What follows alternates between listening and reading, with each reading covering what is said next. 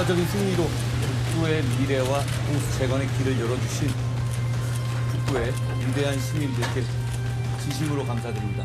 북부를 발전시키고 보수를 재건하고 이재명 정권의 폭주를 제어해서 대한민국의 균형기를 맞추겠습니다. 이번 선거의 결과는 저 오세훈 개인의 승리라고 생각지 않습니다. 평범하고 성실한 시민들의 승리라고 생각합니다. 정원호 후보님을 비롯하여 함께 경쟁했던 모든 후보님들 참으로 수고 많이 하셨습니다.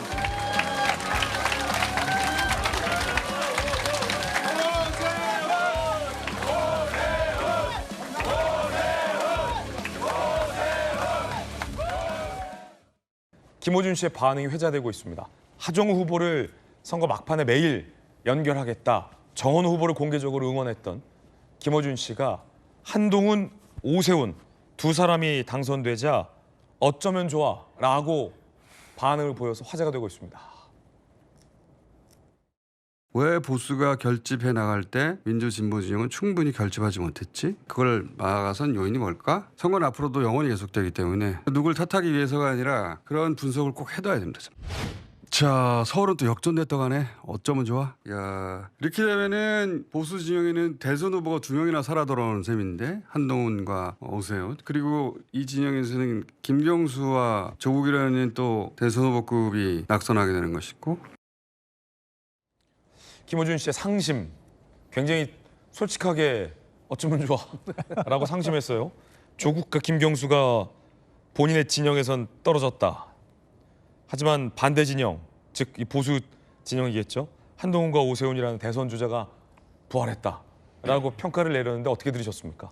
저 어쩌면 좋아라는 표현이 어쩌면 좋아. 진보 진영의 어떤 반응, 속마음을 상징적으로 보여준다고 생각하는데, 저는 이번 선거가 보면 아까 미시적으로 잘 분석을 해주셨지만 좀 거시적으로 보면 이 화투에 비유해서 죄송합니다만 화투에 비유하자면 정부 여당이 민주당이 사실은 처음에 5광을 들고 시작을 했는데 예?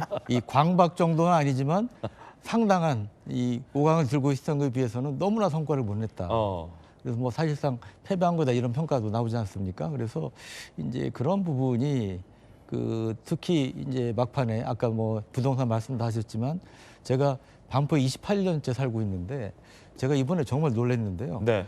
제가 선거일날 당일날 이제 점심 약속이 있어서 한 11시쯤 투표장에 갔는데 줄이 엄청나게 길게 서 있는 거예요.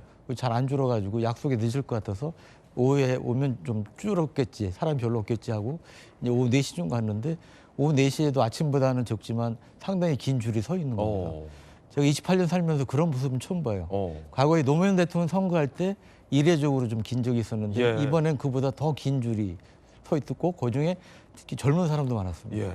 그래서 야, 뭔가 이게 일나겠구나 그런 느낌이 좀 있었는데 아니나 다를까 이제 그런 결과가 표출이 됐는데 결국은 이제 이재명 대통령께서 보면 뭐 수복 문제라든지 뭐 이런 게 과도하게 이제 반응하지 않았습니까? 본인의 뭐 공소 취소 문제를 떠나서 그래서 그런 것들이 이제 역풍을 이제 부른 측면이 있지 않나 싶고, 김호준 씨 같은 경우도 하정우 후보 불러가지고 뭐 노래도 시키고 뭐 상당히 나름 이제 지원 사격 하셨는데 그게 이제 별다른 효과를 거두지 못했고 어떤 면에서는 또 역효과를 부른 면도 있지 않나 그런 생각이 듭니다. 예, 어쩌면 좋아 반응도 들어보셨습니다. 자, 서울은 또 역전됐다고 하네. 이렇게 되면은 보수 진영에는 대선 후보가 2명이나 살아 돌아오는 셈인데 한동훈과 오세훈, 그리고 이 진영에서는 김경수와 조국 의원은 또 대선 후보급이 낙선하게 되는 것이고, 개표 방송을 지켜보면서 자신의 유튜브 라이브 방송을 진행을 했는데요. 오세훈 후보가 이제 역전을 하는 순간 저런 얘기를 한 겁니다.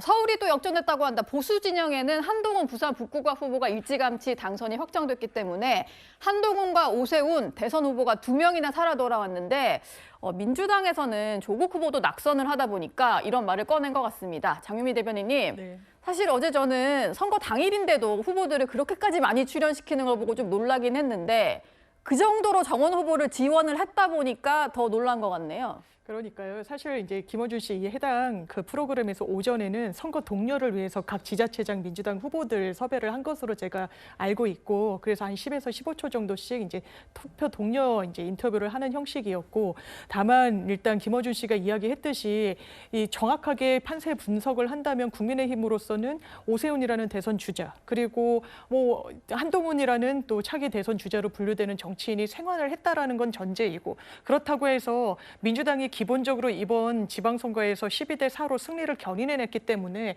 단순 숫자로만 이런 식으로 비교한다면 대선 주자 그룹이랄지 아니면 예. 정치적 체급이 있는 이런 정치인들이 민주당에 조금 더 숫자적으로는 좀 많아 보이기도 해서 이제는 본격적으로 차기 총선 그리고 대선 국면까지 이번 선거 어떤 토대로 계속된 이 두 양당 간의 경쟁 구도가 펼쳐질 것 같습니다. 예.